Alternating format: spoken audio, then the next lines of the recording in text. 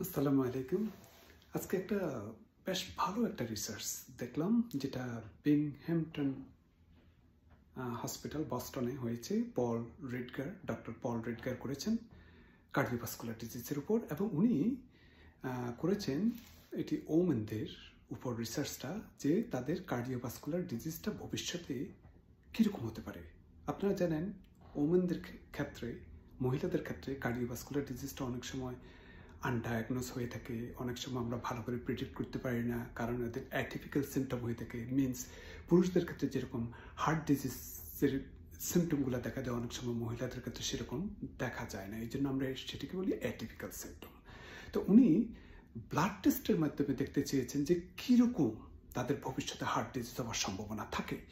তো এটি করার জন্য উনি ইনিশিয়ালি 28,000 রিক্রুট করেছেন, এবং পরবর্তীতে সেটি উনি 3 decades এটি পরীক্ষা করেছেন।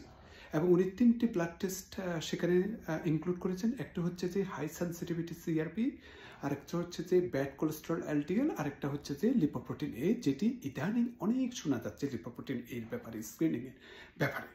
তো উনি দেখলেন যে এই 3টি ব্লাড টেস্টে ইন্ডিপেন্ডেন্টলি আপনার রিস্ক বহন করে থাকে, এবং তার মধ্যে যদি হাই সেন্সিটিভিটি সিআরপি যদি 5 মিলিগ্রাম পার ডেসিলিটারের উপরে হয়ে থাকে, কিংবা এলডিএল কোলেস্টেরল যদি 150 মিলিগ্রাম পার ডেসিলিটারের উপরে হয়ে থাকে, কিংবা লিপোপ্রোটিন এ যদি 44 মিলিগ্রাম পার ডেসিলিটারের উপরে হয়ে থাকে, তাদের ক্ষেত্রে কার্ডিওভাস্কুলার ডিজিজ হওয়ার সম্ভাবনা বেশি থাকে।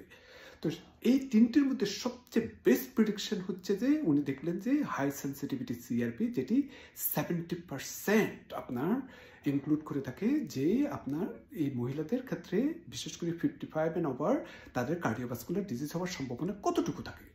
এবং এলডিএল কোলেস্টেরল সেখানে 37% এবং লিপোপ্রোটিনে 36% আপনার রিস্কটা দেখেছেন। তো উনি বলেছেন যে ভালো করে জানার জন্য কার্ডিওভাস্কুলার ডিজিজ কতটুকু হবে কি হবে না এই সমস্ত মহিলাদের ক্ষেত্রে, তাহলে 3টি টেস্টই করা দরকার। তো এটি আমাদের কার্ডিওভাস্কুলার ডিজিজের ক্ষেত্রে আরেকটি নতুন সংযোজন করা হলো, এবং আশা করি আপনাদের এই রিসার্চটা ভালো লাগবে। এটি খুবই খুবই খুবই ইম্পর্টেন্ট একটা রিসার্চ, যেটা ভবিষ্যতে আমরা যারা কার্ডিওলজিস্ট তাদের ক্ষেত্রে অনেক মূল্যবান অনেক কিছু পেশেন্টকে স্ক্রিনিং করার ব্যাপারে অনেক মূল্যবান ভূমিকা রাখবে। তো ভালো থাকুন, আমার জন্য দোয়া করবেন। Thank you.